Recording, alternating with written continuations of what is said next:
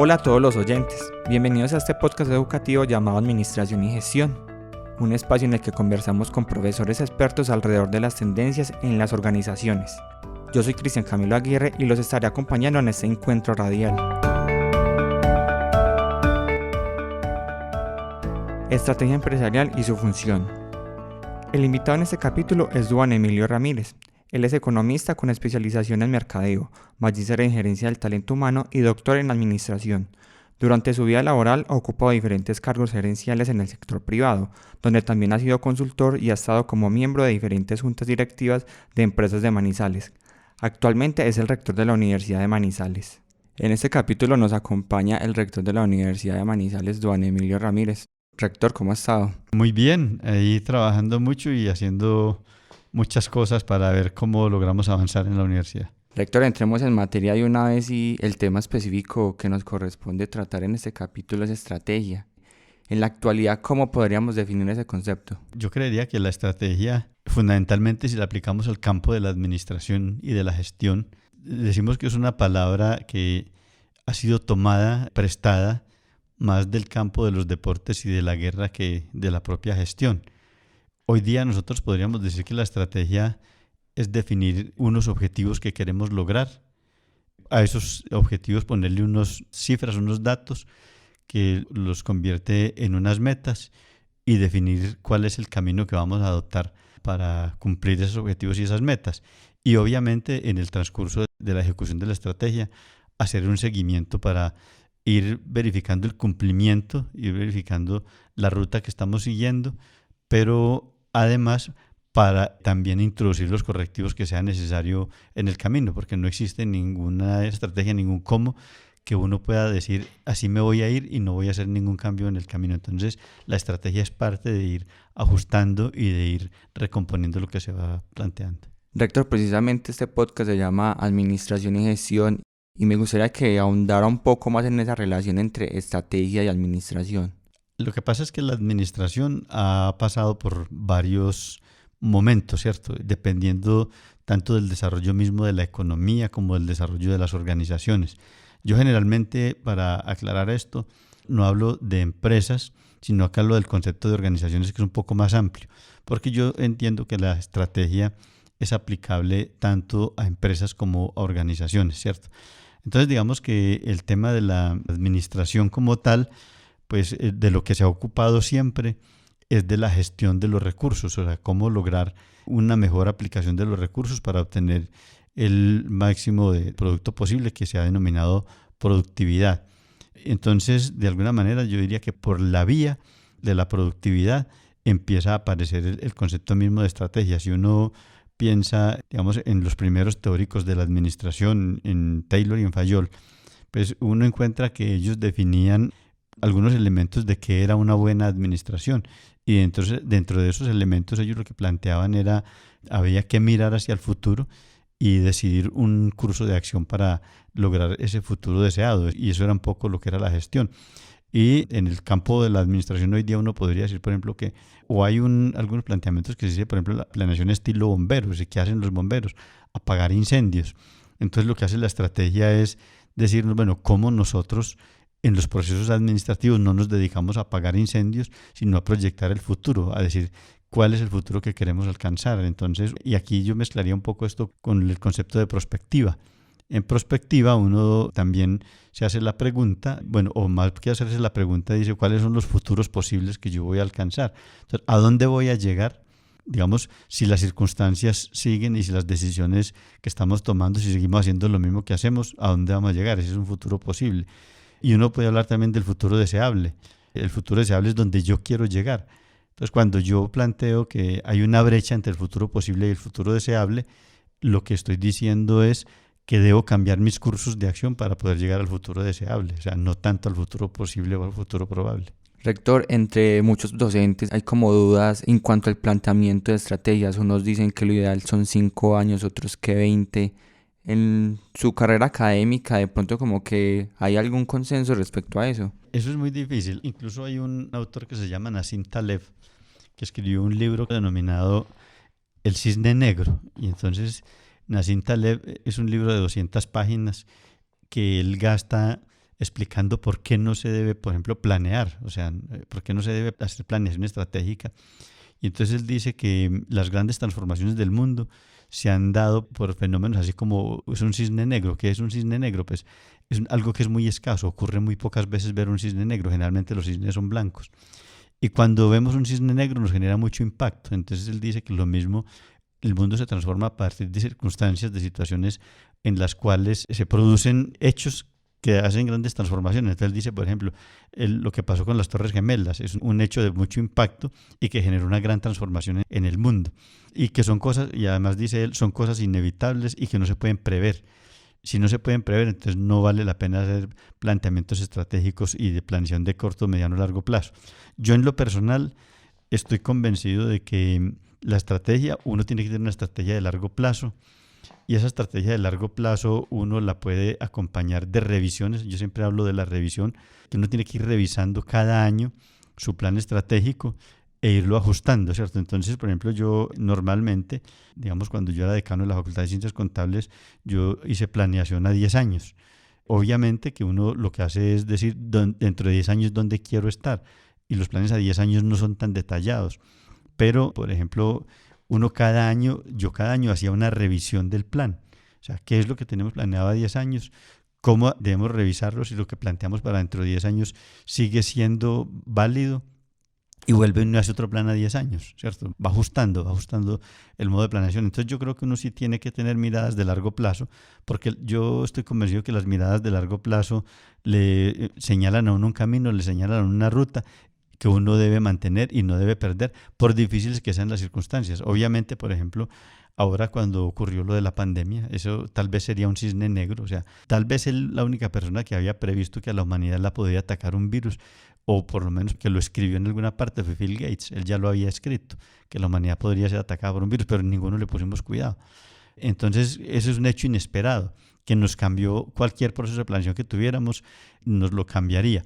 Sin embargo, si nosotros teníamos claro hacia dónde íbamos, simplemente cómo rodeamos ese obstáculo, pasamos por otro lado, pero continuamos en nuestra dirección. Entonces yo creo que la planeación tiene que ser de largo, mediano y corto plazo. En el corto plazo uno tiene que tener unos planes de acción. Rector, pero ¿qué podría pasar cuando se ejecuta esa planeación, pero hay cambios de gerentes, cambios de juntas directivas? ¿Ahí qué se podría pensar? Eso ocurre mucho en lo público, ¿cierto? Porque, por ejemplo, en lo público hay planes de 4 años, ¿cierto? Incluso aquí mismo en la universidad, el rector tiene un periodo de 4 años. Obviamente que los 2 últimos rectores, uno duró 14 y el otro duró 12 años, lo que permitía haber hecho planes de largo plazo. Y, por ejemplo, cuando yo hice el plan de la Facultad de Ciencias Contables a 10 años, yo tenía un periodo de 2 años. Me quedé 10 larguitos. Entonces, digamos que ahí eso me sirvió para haber tenido los logros que obtuvimos con el equipo de trabajo. Pero entonces yo creo que hay cosas que no puede cambiar el rumbo por más que cambie la administración o la dirección o la junta directiva, ¿cierto? Hay un ejemplo que a mí me gusta mucho de aquí del territorio, que es el caso de la industria licorera de Caldas, que recientemente estableció un sistema de gobierno corporativo en el cual la junta directiva no cambia totalmente, ¿cierto? Y eso permite mantener los planes de mediano y largo plazo. Entonces, digamos, si hay un cambio en la junta directiva, hay unas direcciones que hay que mantener. Llegará un nuevo director, un nuevo gerente, una nueva junta directiva, y lo que hará es, digamos, cambiar algunas metas, cambiar algunos objetivos, establecer algunas estrategias, algunas metas nuevas, algunos objetivos. Eso pasó aquí en la Universidad de Manizales. Digamos que, por ejemplo, hubo cambio de rectoría después de 12 años, y nosotros no podíamos llegar a decir vamos a borrar lo que venía, ni vamos a descartar lo que venía. Nosotros continuamos, y eso es lo que yo llamo construir sobre lo construido. O sea, cómo a partir de lo que se ha venido haciendo nosotros mantenemos el rumbo, ¿cierto? Una empresa, entre más grande sea, es mucho más difícil cambiarle el rumbo. Entonces, lo que hace un gerente cuando llega es, bueno, ¿a qué le vamos a priorizar? Y puede que cambien las prioridades, pero yo diría que los objetivos estratégicos no pueden cambiar. Listo, construir sobre lo construido, nos dice el rector. Rector, las personas, sabemos que Colombia es un país de micro y medianas empresas. Quienes escuchan el concepto de estrategia dirán, no, eso solamente le atañe a las grandes empresas. ¿Qué tan cierto es esto? Ese es un concepto, digamos, que en Colombia, más o menos el concepto de estrategia empezó a llegar por allá en los años 80 del siglo XX, básicamente de la mano de un texto y de un autor que se llama Jean-Paul Salenab, que tenía un libro que se llamaba así, La Estrategia. en esa época, digamos que armar un plan estratégico, entonces requería la contratación de consultores muy costosos, pero yo creo que eso ha venido cambiando mucho. Ya hoy día el concepto de estrategia debe ser aplicado a cualquier tipo de organización, incluso yo hablo de la planeación personal, de la estrategia personal, o sea, ¿qué es lo que yo quiero ser? O sea, ¿qué quiero ser yo dentro de 4, dentro de 5 años? Y de alguna manera, digamos que yo en el mundo de la estrategia me metí muy recién salido de la universidad. Y entonces yo siempre en algunos momentos empecé a buscar la forma de cómo yo podría aplicar el concepto que yo estaba llevando a las organizaciones donde trabajaba y cómo lo podría aplicar a mi propia vida, ¿cierto? Entonces, en muchos casos yo digo, bueno, ¿qué quiero estar haciendo yo dentro de 5, dentro de 10, dentro de 15, dentro de 20 años? ¿Y qué voy a hacer para poder llegar a donde quiero? O sea, si yo me quedo solamente en mi futuro probable, tal vez no estaría aquí, no sé qué estaría haciendo. Pero entonces yo tenía claro, obviamente yo no tenía claro que iba a ser rector de la universidad, pero yo tenía claro qué cosas quería hacer con mi vida y a dónde quería llegar. Y haber trazado ese rumbo me trajo hasta acá. Entonces yo creo que hoy día el concepto de estrategia no es un concepto que esté limitado a grandes corporaciones, esa es una creencia falsa.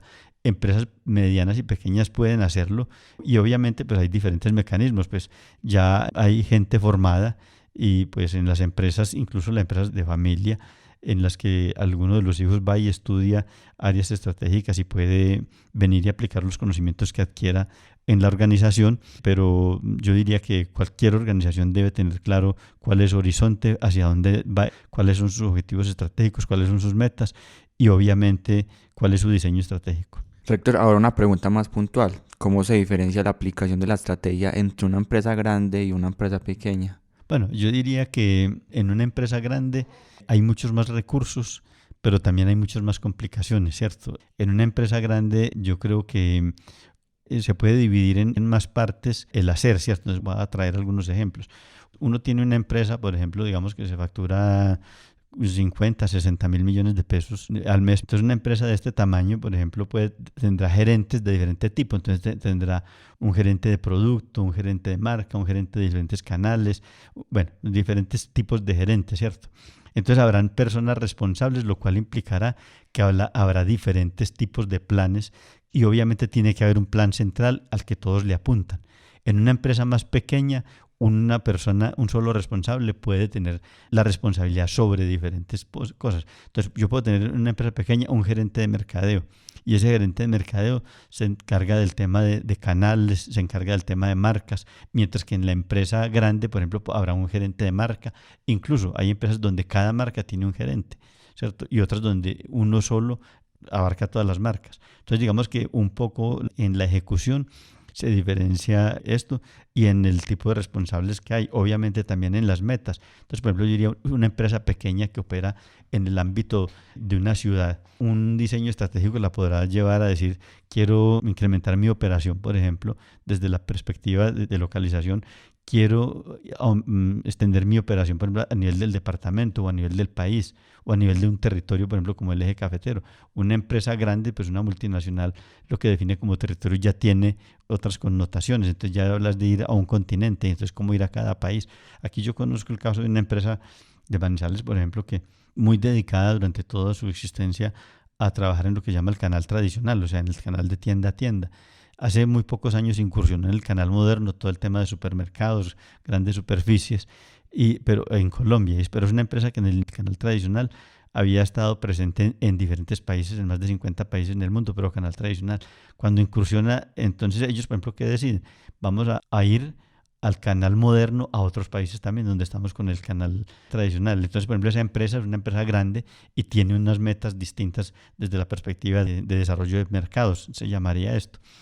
Y una empresa pequeña, por ejemplo, que opera en Manizales, pues su desarrollo de mercados no será llegar al Ecuador, al Perú o a Estados Unidos o llegar a Europa, sino que será llegar al Quindío, llegar a Cundinamarca, ¿cierto? Entonces, y en la medida en que la empresa va creciendo, obviamente que esas prioridades van cambiando. Relacionado un poco con esto último que usted nos mencionaba, quisiera preguntarle, ¿la implementación de una estrategia en una organización es plenamente al gerente o eso son tareas que se pueden delegar? ¿Qué es lo más recomendable? Yo en lo personal creo que es un trabajo de equipo. Yo siempre he reconocido que un gerente tiene muy buenos resultados o muy malos resultados dependiendo del equipo que lo rodee. Entonces, una de las principales habilidades del gerente no tiene que ser casi ni siquiera ser estratega. Una de las principales habilidades que tiene que tener un gerente es saber con quién se rodea. Entonces, cuando uno logra armar un buen equipo de trabajo, pues ese equipo es el que lo va a ayudar a uno a ir adelante. Si uno pretendiera, por ejemplo, llevar adelante la estrategia uno solo, un gerente solo, pues es muy difícil. Cualquier gerente exitoso, lo primero que tiene que hacer es saberse rodear de un equipo adecuado. Entonces, la estrategia no es el problema de un gran líder, aunque el líder obviamente mostrará el camino, el líder señalará, el líder orientará, pero tiene que ser un equipo el que construya y el que ejecute la estrategia. Ahí se plantean diferentes formas de uno plantear la estrategia. Si es desde arriba hacia abajo, entonces cuando yo hablo de una estrategia que viene de arriba hacia abajo es cuando el gerente o la junta directiva de la organización arma la estrategia y empieza a difundirla hacia abajo. Y otra forma es cuando yo empiezo a construir la estrategia con la gente de la base. Yo personalmente soy más amigo de construir la estrategia desde la base hacia arriba, ¿cierto? Obviamente que uno arriba tiene lo que es el diseño estratégico, donde uno dice cuáles son los grandes objetivos, cuáles son las grandes metas, cuál es lo que llamaríamos hoy día la misión, la visión o la promesa de valor. Tiene diferentes formas y a partir de ahí vaya abajo y empieza a construir desde abajo, qué es lo que la gente quiere. Precisamente me estaba leyendo anoche un texto en el que decía que las grandes orientaciones estratégicas no estaban tanto en la cabeza de los gerentes, sino que estaban por ahí deambulando al interior de la organización y había que saberlos encontrar. Entonces hay gente que tiene ideas muy, muy buenas, pero que no se ejecutan porque o es la persona que tiene un cargo digamos, un cargo humilde, digámoslo así, un cargo de un perfil bajo, y entonces nunca la escuchamos. Yo creo que la estrategia se construye con todos y escuchándolos a todos. Y para mí el equipo es fundamental. Y hay una cosa que yo quiero decir aquí, aprovechando esto, un llamado de atención para los gerentes. Gerentes de todos los niveles, de niveles medios y niveles altos. Y lo digo por una frase que escuché hace poco aquí en la universidad. Y es que cuando el gerente tiene miedo de que en su equipo haya alguien que le quiere quitar el puesto, le limita su capacidad de acción. Y por el contrario, yo siempre pienso que en el equipo de trabajo tiene que estar la persona que me va a reemplazar a mí. Por lo tanto, trato de empoderar a mucha gente para que todos se formen. Entonces, para mí lo fundamental, una cosa fundamental, no digamos lo fundamental, una cosa fundamental en la aplicación de la estrategia, en el diseño, tiene que ver con la calidad del equipo de trabajo que uno tenga. Eso es básico, es fundamental. Si yo no tengo un buen equipo de trabajo, no puedo tener una buena estrategia. Estás escuchando Administración y Gestión, un podcast educativo de la Universidad de Manizales. Nos acompaña en este capítulo el rector de la Universidad de Manizales, Duan Emilio Ramírez. Rector, durante la conversación usted nos ha ido mencionando como varios libros que tratan como de la estrategia. Recomiéndenos otros libros, otros títulos que puedan leer las personas que nos vayan a escuchar. Digamos que últimamente el que yo he venido trabajando es un libro que se llama Mapas Estratégicos de Norton y Kaplan. Es un modelo, digamos que ellos proponen un modelo basado en otro libro que ellos habían escrito inicialmente que se llama el Balance Scorecard, el cuadro de mando integral. Digamos que este libro, sobre ese documento he venido yo montando los últimos modelos de estrategia que he tenido la posibilidad de desarrollar. Es un modelo que cambia radicalmente el concepto que se venía manejando en lo que era la matriz DOFA, que fue un modelo de planificación estratégica que se usó mucho en Colombia desde los años 80 y que incluso llegado el año 2000 y un poco más, todavía uno encuentra organizaciones hoy día, en el 2022, encuentran organizaciones que siguen trabajando bajo el modelo de matriz DOFA. Yo no quiero decir que la matriz DOFA no sirva, sino que hoy día hay otras condiciones, otras situaciones a través de las cuales uno diría que se debe hacer los planes estratégicos.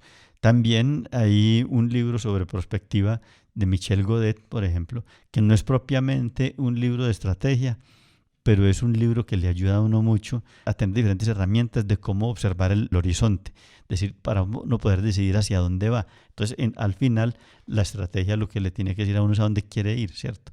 Entonces, por eso a mí me gusta mucho ese libro de Michel Godet sobre prospectiva.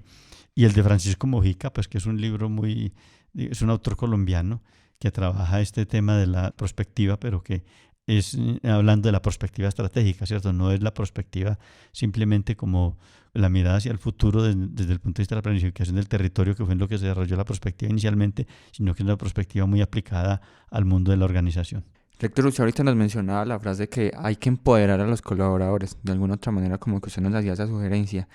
de pronto como cómo cambiar el chip a esos empresarios, a esos gerentes que se criaron crecieron como con un modelo clásico donde se privilegia la utilidad por encima del ser humano. Yo creería que hoy día uno no puede estar dirigiendo ninguna organización, inclusive organizaciones lucrativas, ¿cierto? En el cual esté, digamos, de alguna manera privilegiando el tema del capital por encima del ser humano, no porque el uno sea más o menos importante que el otro, sino porque ambos son necesarios. Hoy día, digamos que en el mundo en que estamos viviendo, que es un mundo más enfocado en el tema de servicios, ¿cierto? Entonces la calidad de los servicios depende mucho de cómo se están sintiendo los trabajadores frente a la misma empresa.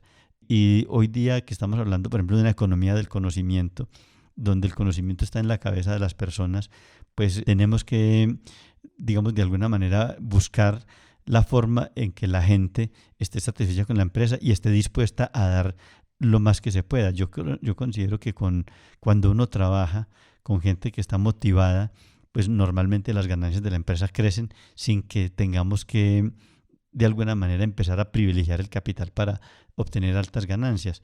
Uno observa que todavía hay empresas en las cuales se está mirando siempre primero el factor de cómo ahorramos y hay una cosa que yo he criticado también en la perspectiva de las organizaciones y es que como nosotros decimos como frase, se escucha en cócteles de gerentes, ¿qué es lo más valioso que tiene la organización? Entonces dice la gente. Pero cuando hay alguna crisis, lo primero que hace es desprenderse del valor de lo que supuestamente es lo más importante de la organización. Entonces lo primero que hacemos es recortar personal, ¿cierto? Eso es, digamos, un poco lo habitual. Entonces, si nosotros no lo miramos de esa manera, sino que por el contrario decimos cuál es el potencial que está contenido en todas las personas que están dentro de la organización, cómo nosotros podemos aprovechar eso que se denomina el capital humano, cómo vamos a aprovechar el conocimiento que está en la cabeza de la gente para ponerla al servicio de la organización, pues de alguna manera vamos a hacer crecer las utilidades y vamos a hacer crecer los excedentes sin necesidad de sacrificar el personal. Pero yo creería que ahí nos hemos equivocado tradicionalmente en eso. Entonces yo creo que es darle el puesto, la posición y entender que los resultados se logran a través de la gente, por más que estemos en una economía de los algoritmos, por más que estemos en una economía de la cuarta revolución industrial, siempre está el valor de la gente y el conocimiento que la gente tiene. Tocamos el concepto de utilidades y la siguiente pregunta está como relacionada con eso. ¿Es necesario como que las empresas sin ánimo de lucro implementen una estrategia? Claro, totalmente. O sea, yo creo que la estrategia la deben implementar todas las organizaciones y pues yo quiero incluso en el gobierno, ¿cierto? Los sindicatos, todo tipo de organizaciones. Por eso, recuerde que yo al principio decía que yo no me refería al concepto de empresa cuando hablaba de estrategia, sino al concepto de organización. Porque el concepto de empresa, como nosotros lo conocemos, hace referencia fundamentalmente a las organizaciones lucrativas, ¿cierto? Pero el concepto de organización es mucho más amplio, incluye todas aquellas formas en que los seres humanos se juntan para lograr unos objetivos, ¿cierto? Entonces, por eso yo decía, los sindicatos, las organizaciones del Estado, este tipo de formas de organización deben tener una estrategia. Y cuando nosotros decimos que tenemos una estrategia y cuando hablamos de organizaciones sin ánimo de lucro, también es importante decir que las organizaciones sin ánimo de lucro no son organizaciones con ánimo de pérdidas. O sea, una organización sin ánimo de lucro tendría mucho que ofrecer y también debería ser lucrativa. Yo recuerdo aquí un caso en alguna oportunidad, un sacerdote que era el director de la Fundación Social, que él le decía a las empresas de la Fundación Social, que son empresas no lucrativas, son empresas del sector solidario, él le decía a sus gerentes, tenemos que ganar mucho dinero porque hay muchos pobres para ayudarles. Entonces, como tenemos tantos pobres, es necesario que ganemos mucho dinero. Y entonces, claro, ganamos dinero en nuestras operaciones. Lo que hace el concepto de sin ánimo de lucro es qué se hace con el dinero. Entonces, por ejemplo, la Universidad de Manizales es una organización sin ánimo de lucro. ¿Y que nosotros necesitamos ganar dinero? Claro que sí, tenemos que ganar dinero. ¿Y para qué tenemos que ganar dinero? Pues para poder ofrecer bienestar a la población, para poder dar educación de alta calidad a la gente que no tiene acceso a la educación. Pero si nosotros no ganamos dinero, pues no podemos tener laboratorios, no podemos contratar profesores bien formados, no podemos hacer formación de profesores. Y lo mismo ocurre con cualquier organización no lucrativa. O sea, ¿qué es lo que hace con los excedentes? En el caso de la Universidad de Manizales, todos los excedentes son reinvertidos en la misma universidad, en el bienestar de las personas. en ofrecer un servicio educativo de alta calidad. Entonces eso mismo pasa en otras organizaciones no lucrativas, lo que son verdaderamente no lucrativas, invierten sus utilidades, invierten sus excedentes en la misma organización para mejorar la calidad del servicio y para hacer mejor lo que están llamadas a hacer. Rector, finalicemos esta conversación como con la pregunta más densa de este capítulo y que se puede alargar mucho, pero ¿cuáles son los principales modelos que se pueden usar para implementar esa estrategia? Bueno, pues hay diferentes modelos. Yo en eso, digamos que he encontrado varios, ¿cierto? Pero yo finalmente me quedo al final con uno. Yo ahora hablaba del modelo de la matriz DOFA, ¿cierto? Donde uno dice, simplemente yo identifico las debilidades, las oportunidades, las fortalezas y las amenazas. Y entonces tengo lo que llamamos el direccionamiento estratégico, que está basado en definir una misión y una visión, que era lo tradicional. Entonces, uno en los años 80 en Colombia encontraba que en todas las empresas había un cuadro donde se definía la misión y la visión y se pretendía que la gente se aprendiera eso. Incluso yo conocí empresas que a los trabajadores les entregaban una hojita y debían cargarla en la billetera o las mujeres en el bolso, donde estaba la misión, la visión, los principios, los valores de la organización. Y yo diría, por ejemplo, que en ese modelo yo siempre discutía con eso, y lo importante no es que la gente se lo aprenda de memoria, lo importante es que la gente lo internalice, lo practique y lo viva, ¿cierto? Entonces ese era el modelo de la matriz DOFA. Había otros modelos, por ejemplo, donde le decían a uno, lo que usted tiene que hacer es identificar cuáles son sus recursos, o sea, qué recursos tiene usted, cuáles son las oportunidades que el mercado le está ofreciendo. Si usted con los recursos en los cuales está el dinero, las capacidades, usted puede aprovechar las oportunidades que el mercado le está ofreciendo, entonces váyase por ahí y diseñe también cuáles son sus objetivos y sus metas, ¿cierto?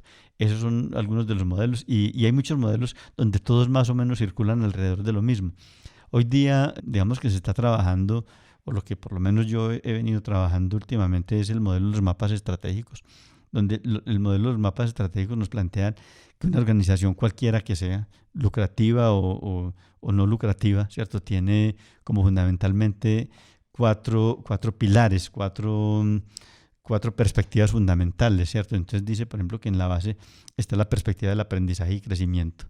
Y esa perspectiva del aprendizaje y crecimiento es donde está todo el concepto de capital humano, todo el concepto de las relaciones al interior de la organización, la cultura misma de la organización.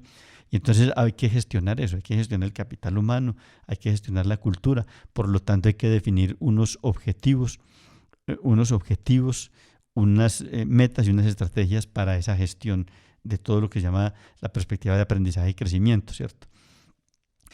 Luego de esa es la base, pero no quiere decir que es lo menos importante, al contrario, es la base sobre lo que se soporta todo, o sea, sobre la gente que hablamos ahora. Entonces usted tiene que tener equipos de trabajo bien diseñados, tiene que tener un estilo de liderazgo que le permita obtener el máximo rendimiento posible de toda la gente. Entonces esa es la perspectiva del aprendizaje y crecimiento. Luego sigue una perspectiva de los procesos internos. Entonces ahí viene el otro tema y esa se soporta sobre la perspectiva del aprendizaje y crecimiento, se soporta sobre la gente, sobre el capital humano, sobre la gente que tenemos allí para que la empresa o la organización pueda avanzar. Y entonces en esta perspectiva de los procesos internos está todos los procesos de producción, de financiación, los procesos comerciales que tienen que ver con los clientes, los procesos de responsabilidad social y de relacionamiento con los grupos de interés. En esta fase, por ejemplo, en esta perspectiva de los procesos internos, pues está, digamos, todo el tema de la producción, por ejemplo. Entonces las empresas allí se ocupan por ejemplo, cómo optimizar los procesos logísticos al interior de la organización, cómo optimizar el proceso de compras, o sea, cómo yo puedo obtener rendimientos a partir de hacer una gestión eficiente de las compras, cómo yo puedo hacer cómo yo puedo mejorar el rendimiento de la organización a partir de hacer una mejor gestión, un gerenciamiento, por ejemplo, de la logística de distribución física de los bienes y servicios que la empresa produce. ¿Cómo yo puedo mejorar el rendimiento de la empresa a partir de la gestión financiera de los recursos que tengo dentro de la empresa, de cómo financio la operación de una manera más eficiente, si con créditos, si con endeudamiento, si con aportes a capital, de qué manera puedo hacer eso, si a través de la bolsa de valores, cómo puedo financiar la operación. Y la parte del relacionamiento con las partes interesadas, pues tiene mucho que ver digamos, con los grupos de interés que están alrededor de la organización. digamos, cómo nos relacionamos aquí en la universidad con los vecinos que están aquí en el Liborio y todo esto, con los vecinos aquí de Terrazas, o sea, con toda la gente que está alrededor nuestro, porque eso tiene que ver también con los rendimientos que vayamos a obtener, cómo gestionamos los clientes. Aunque la siguiente perspectiva, yo aquí digo cómo gestionamos los clientes, es cómo hago yo más negocios, por ejemplo, con el mismo cliente, cómo yo conservo el cliente, ¿cierto? ¿Cuáles son mis estrategias para conservar los clientes y no tener que vivir haciendo nuevos clientes? Ese, por ejemplo, es un elemento. Y eso me lleva a la siguiente perspectiva, que la siguiente perspectiva también habla de la gestión de los clientes, de la propuesta de valor para el cliente. Y entonces este modelo me dice, bueno, si yo estoy hablando de la propuesta de valor para el cliente, ¿cómo hago yo para que mi cliente obtenga el máximo valor posible a partir de lo que él paga por los productos que yo le vendo, ¿cierto? Entonces, por ejemplo, ¿cómo gestiono yo la satisfacción del cliente? Cuando yo hablo del cliente como parte de los procesos internos, estoy diciendo cómo yo gestiono los clientes para que el cliente permanezca dentro de la organización. Obviamente que cuando en la perspectiva del cliente yo digo que ¿qué beneficios le voy a dar yo al cliente? Eso va a redundar en que yo lo pueda conservar. Si logro darle los beneficios que él tenga, si lo que el cliente paga, reciba aquello por lo que está pagando y reciba mucho más. ¿Cómo hago yo para que el cliente, digamos, tener una promesa de valor para el cliente y cumplirle esa promesa de valor? Entonces, digamos que esa es la perspectiva del cliente, donde nosotros podemos decir que el cliente se vuelve el centro de esa acción. Y la última perspectiva es la perspectiva financiera, ¿cierto? En la perspectiva financiera pues allí aparece digamos lo que consideramos de valor, el valor para los dueños del negocio o para las partes interesadas. Por ejemplo, nosotros en la universidad, si fuéramos a decir quiénes son los dueños del negocio, pues los dueños del negocio es toda la ciudadanía, ¿cierto? Porque todo el mundo podrá venir aquí y obtener un beneficio de esta organización y todos lo hacemos para la misma organización. Por eso entonces en una empresa lucrativa serán los dueños de la empresa, serán los que la financian, el mismo Estado hace parte de esas partes interesadas porque el Estado le interesa que las empresas existan y que ganen plata para que le paguen impuestos, ¿cierto? Entonces es esa perspectiva de valor. Entonces uno dice que ahí hay dos formas de lograr eso. ¿Cuáles son las formas de lograr esos objetivos que la empresa se ha propuesto? La una es incrementando los ingresos, la otra es reduciendo los gastos, ¿cierto? ¿Cómo reducimos los gastos hoy día? Lo decíamos hace un rato, la forma más tradicional de reducir los gastos es disminuyendo el personal. Pero ayer mirábamos, por ejemplo, un caso con una organización que es muy valiosa de aquí del territorio, con la que nosotros venimos trabajando hace bastante tiempo, hace unos 11 años. Y entonces nosotros decíamos cómo nosotros, por ejemplo, a través del uso de la tecnología, podemos mejorarle la calidad de vida a la gente, podemos mejorarle la vida a la gente. Y cuando yo hablo de mejorarle la vida a la gente, no es solamente a la gente que es cliente de la empresa, sino a todo el mundo, a los que trabajan en la empresa. ¿Cómo logro yo a través de los procesos tecnológicos, de la implementación de lo que llamamos la cuarta revolución industrial, a través de la digitalización, a través de la transformación digital de las organizaciones? Entonces, ¿cómo logramos que la gente, por ejemplo, deje de hacer tareas repetitivas para dedicarse, por ejemplo, a pensar más? Entonces a esa persona le estamos mejorando su calidad de vida, incluso que tenga más tiempo de ocio, que tenga más posibilidades de conversar con sus compañeros, porque en el medio de la conversa empiezan a aparecer cosas relacionadas con la misma organización. Entonces, por ejemplo, uno piensa que cuando hay un trabajador que está todo el día sentado en su puesto y no se mueve de ahí, que ese es el mejor trabajador. No necesariamente. Un buen trabajador, por ejemplo, es tan bueno que hace su tarea y le queda tiempo de ir a conversar con los demás, y en esa conversa indefectiblemente terminan hablando de trabajo. Inclusive a los que son compañeros de trabajo y van a una fiesta, en la fiesta terminan hablando de trabajo, ¿cierto? Porque eso es lo que los une. Entonces, digamos, cómo propiciamos esos procesos de mejoramiento del tiempo de la gente, de darle más tiempo a la gente para que pueda conversar y pueda plantear soluciones de cosas nuevas para la empresa. Entonces, la tecnología, la digitalización, la gente piensa que esto lo van a digitalizar, entonces ya no nos van a necesitar y nos van a sacar. No necesariamente. Yo pienso que uno puede, aquí por ejemplo en la universidad hemos digitalizado muchos procesos y seguimos inclusive contratando más gente, porque el crecimiento que vamos teniendo pues nos obliga a hacerlo, y porque además pues esas conversaciones que la gente está pudiendo tener a partir de los procesos de digitalización están llevando a que a la gente se le ocurran cosas nuevas para hacer, y ese hacer cosas nuevas nos demanda más gente. Bueno, pues eso fue todo en este capítulo. Le agradecemos mucho al rector Duan Emilio Ramírez por su presencia. Bueno, no, muchas gracias a todos y espero que sea de mucha utilidad. Esto fue el podcast Administración y Gestión, un espacio que construye un camino hacia el nuevo mundo organizacional.